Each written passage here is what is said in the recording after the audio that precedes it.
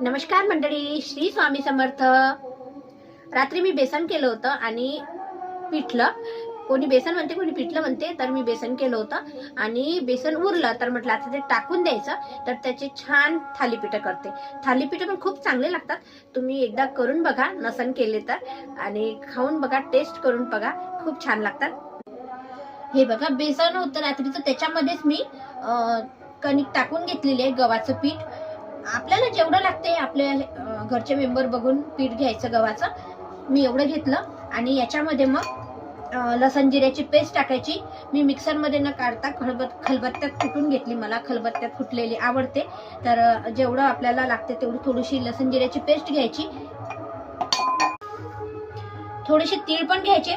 तीळ छान लागतात, दाताखाली येतात ना, तर छान लागतात तीळ पण. आणि मी हा कांदा घेतला बारीक चिरलेला. बारीक चिरलेला कांदा पण टाकायचा थोडासा. मी एक कांदा घेतला.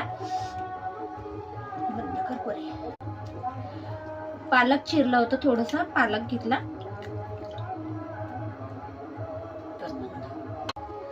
बारीक चिरलेला सांबार टाकला. आपल्या चवीनुसार तिखट घ्यायचं. थोडीशी हळद घ्यायची. चवीनुसार मीठ पण घ्यायचं. हे छान मिक्स करून घ्यायचं आणि मग छान उंडा भिजवून घ्यायचा. बघा मी छान उंडा असा भिजवून घेतलेला आहे थालीपीठ करायचा. आणि आता हिरव्या मिरच्या टाकल्या.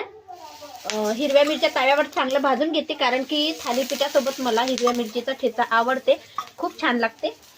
तुम्ही पण एकदा करून बघा हिरव्या मिरचीचा ठेचा थालीपीठ. कोणी टमाटर सॉस खाते, कोणी लोणचं वगैरे, दही, जे म्हटलं ते खाऊ शकता तुम्ही आपापल्या आवडीनुसार. याच्यामध्ये थोडंसं तेल आणि मीठ टाकून घेतलं म्हणजे मिरचीचा ठेचा छान चवदार लागते. बघा अशा छान मिरच्या भाजून घ्यायच्या. आता हे भाजणं झालं, मी काढून घेते.